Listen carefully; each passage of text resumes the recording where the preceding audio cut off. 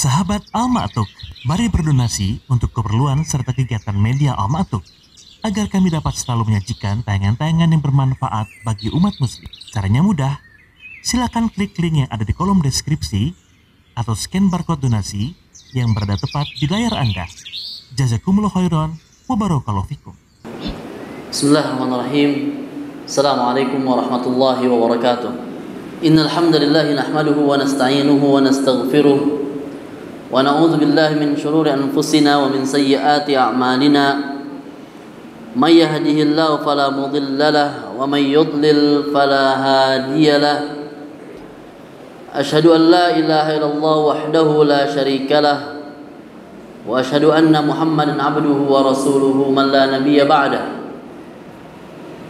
Allahumma salli wa sallim ala nabiyyina Muhammadin wa ala alihi wa sahbihi wa sallam. Fa inna asdaqal hadithi kitabullah wa khairal huda huda Muhammadin sallallahu alaihi wasallam wa syarrul umuri muhdatsatuha wa kullu muhdatsatin fid din bid'ah wa kullu bid'atin dhalalah wa kullu dhalalatin finnar. Ahibati fillah, a'azzani Allah wa iyyakum jami'an. Segala puji bagi Allah Rabb semesta alam yang telah memberikan kenikmatan kepada kita, baik itu kenikmatan pendengaran untuk bisa mendengar ayat-ayat Allah Subhanahu wa taala, kenikmatan penglihatan untuk bisa melihat ayat-ayat Allah Subhanahu wa taala, baik ayat-ayat syar'iyyah maupun ayat-ayat kauniyah. Dan lebih penting dari itu pula, yaitu adalah kenikmatan iman, kenikmatan Islam, yang ini menjadi salah satu bentuk taufik Allah Subhanahu wa taala. Dan semoga Allah berikan kenikmatan-kenikmatan ini mendatangkan kenikmatan-kenikmatan yang lainnya. Dimulai dari kenikmatan taufik, lalu kita didatangkan kepada kenikmatan amal, dan juga kita diberikan kenikmatan istiqomah untuk terus berada di dalam hidayah Allah Subhanahu wa taala. Maka dari kita memohon kepada Allah Subhanahu wa taala agar ilmu yang kita pelajari bermanfaat. Allahumma inna nas'aluka ilman nafi'an wa na'udzubika min ilmin la yanfa'. Melanjutkan hadis yang dibawakan oleh Al-Imam An-Nawawi, Abu Zakaria Yahya bin Sharaf An-Nawawi rahimahullahu taala, masih dalam bab yang sama, yaitu bab birrul walidain wa silatul arham. Bab berbakti kepada orang tua dan juga menyambung tali silaturahim.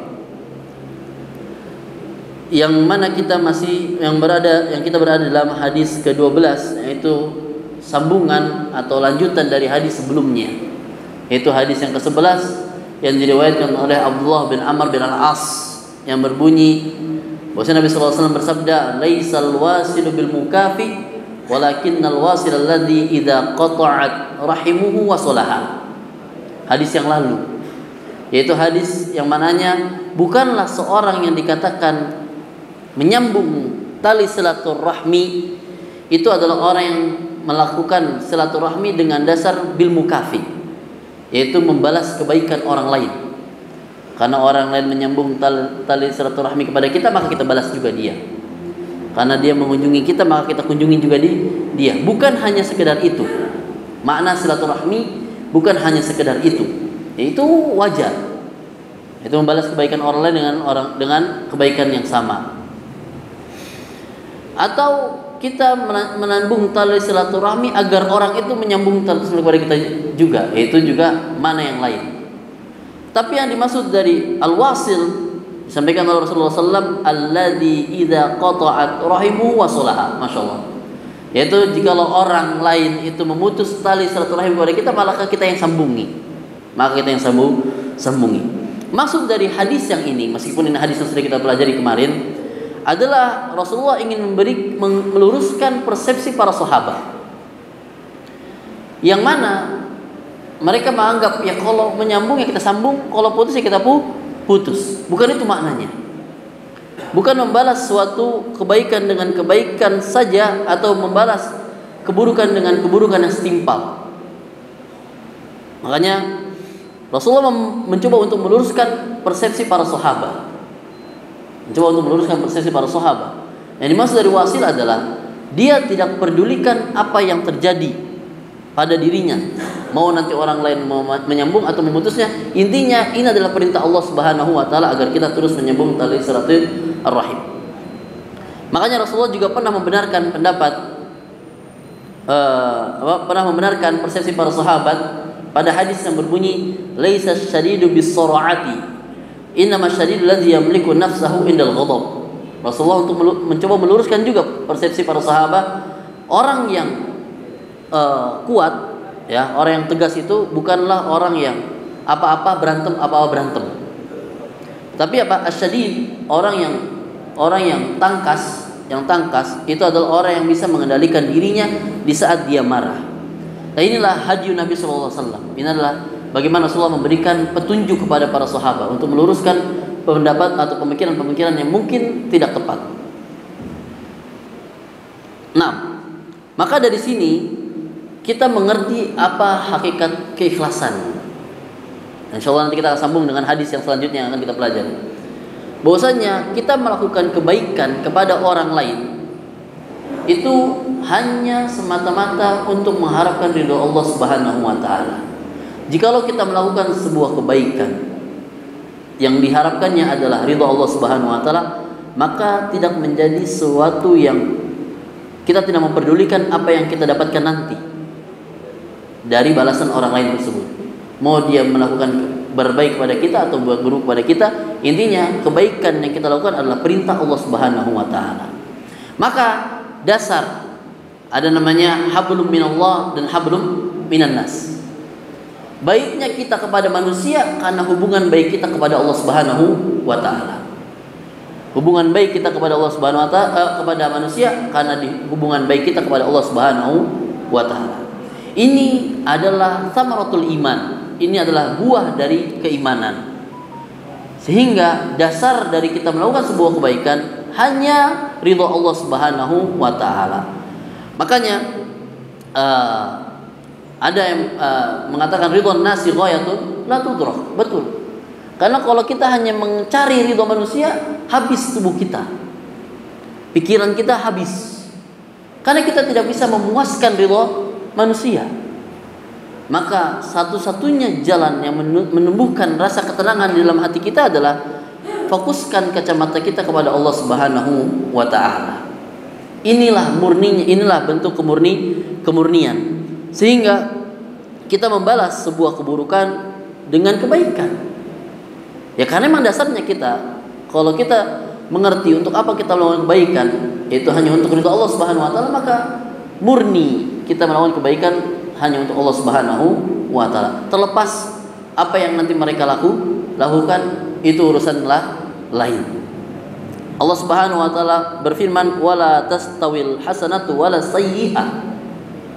Idfa billati hiya ahsan fa idzal ladzi bainaka wa bainahu adawatun ka'annahu waliyyun hamim." Ini adalah wahyu yang Allah turunkan. Janganlah kalian samakan, tidaklah sama sebuah kebaikan dan juga tidak sama sebuah keburukan. Enggak sama, beda-beda. Maka balaslah illati hiya ahsan. Maka balaslah keburukan dengan sesuatu yang lebih baik. Maka kalau ada orang lain memutus tali silaturahmi kepada kita, maka kita sambung. Fa idzal ladzi bainaku wa bainahu adawah ka'annahu waliyyun hamim. Maka jikalau ada terjadi antara dirimu dan dirinya adanya permusuhan, ka'annahu waliyyun hamim. Maka Allah cukuplah menjadi petunjuk. Ini ayat ini menjadi sebuah motivasi agar kita terus melakukan sebuah kebaikan hanya untuk ridha Allah Subhanahu wa ta'ala. Kemudian Syekh Sa'di mentafsirkan ayat ini, summa amara bi ihsanin khas lahu mauqi'un kabir. Di sini ada perintah untuk melakukan kebaikan secara khusus yang dia memiliki mauqi', fenomena yang sangat besar. Wa huwal ihsan ila man asaa ilaik, yaitu berbuat kebaikan, berbuat baik kepada orang yang melakukan buruk kepada kalian. Dengan ayat berbunyi idfa billati hiya ahsan. Maka balaslah keburukan dengan sesuatu yang lebih baik. Nah, ini bicara masalah membalas kebaikan dari keburukan yang diberikan kepada orang lain terhadap kita. Ini Yang menggerakkan ini adalah apa? Bicara tentang hati, bicara tentang kejujuran. Sangat sulit untuk menumbuhkan rasa ini, apalagi yang sudah memutuskan tali silaturahim kepada kita. Gimana kita untuk bisa menyambungnya? Nah, makanya datanglah hadis yang selanjutnya, yaitu apa? An-Nabi sallallahu alaihi wasallam, dari Aisyah radhiyallahu anha, bahwasanya Rasulullah SAW bersabda, "Ar-rahimu mu'alliqatun bil ars, afwan. Ar-rahimu mu'allaqatun bil ars.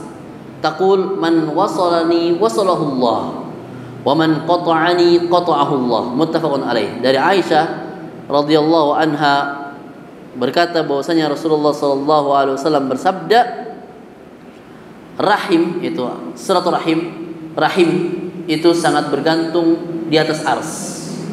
Berarti yang langsung memberikan ganjaran ke siapa?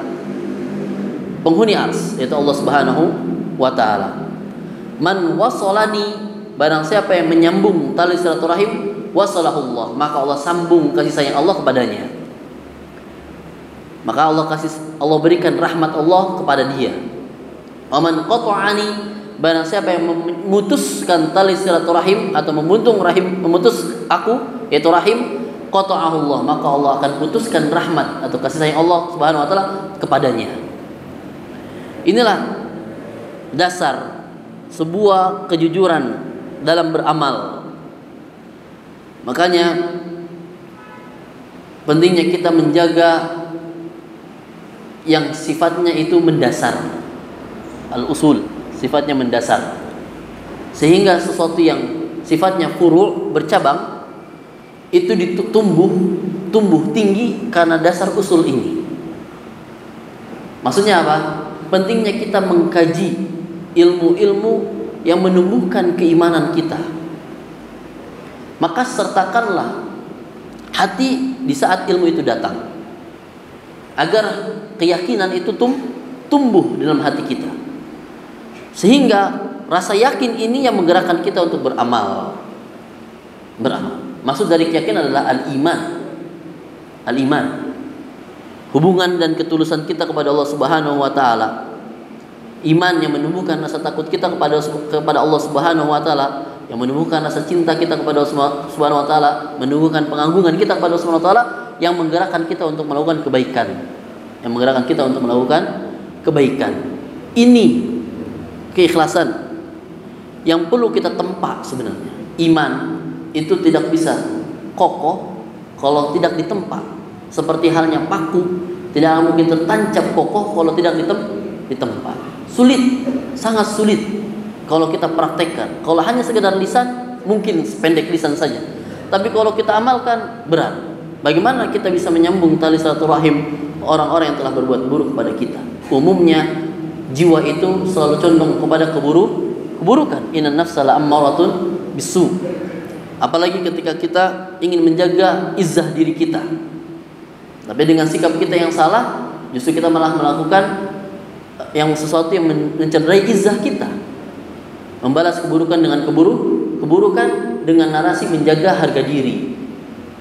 Padahal Rasulullah SAW tidak mengajarkan demikian. Banyak sekali cerita bahwasanya Rasulullah SAW senantiasa menyambung ziarah kepada seseorang yang telah berbuat buruk kepada Rasulullah, meludahinya, menghinanya, membuang kotoran hewan kepadanya. Tapi Rasulullah terus selalu berbuat kebaikan kepadanya, sehingga itu yang mungkin bisa memasukkan seseorang ke dalam Islam. Mungkin itu adalah salah satu celah hidayah masuk kepada mereka. Maka ini yang perlu kita latih. Memang sulit. Maka perlu kita kenali diri kita sebagai hamba Allah Subhanahu wa taala itu apa? Kenali diri kita sebagai hamba Allah Subhanahu wa taala itu seperti apa? Kita hanya seorang hamba di hadapan Allah Subhanahu wa taala. Kalau memang mereka hinakan kita, ya sejatinya kita hina di hadapan Allah Subhanahu wa taala. Tidak akan kita bisa banggakan. Maka jangan sampai tertipu dunia. Jangan sampai kita tertipu dengan dunia, baik dari harta, baik dari jabatan maupun dari ilmu itu sendiri. Sehingga ilmu itu seharusnya bisa memberikan manfaat kepada kita, sehingga kita menjadi hamba-hamba yang tawadhu di hadapan Allah Subhanahu wa taala. Ini saja mungkin bisa sampaikan. Wallahu taala alam bissawab. Semoga manfaat. Subhanakallahumma bihamdik asyhadu an la ilaha illa anta astaghfiruka wa atubu ilaik. Assalamualaikum warahmatullahi wabarakatuh. Sahabat Al-Ma'atuk, mari berdonasi untuk keperluan serta kegiatan media Al-Ma'atuk agar kami dapat selalu menyajikan tayangan-tayangan yang bermanfaat bagi umat muslim. Caranya mudah. Silakan klik link yang ada di kolom deskripsi atau scan barcode donasi yang berada tepat di layar Anda. Jazakumullah khairan wa barakallahu fikum.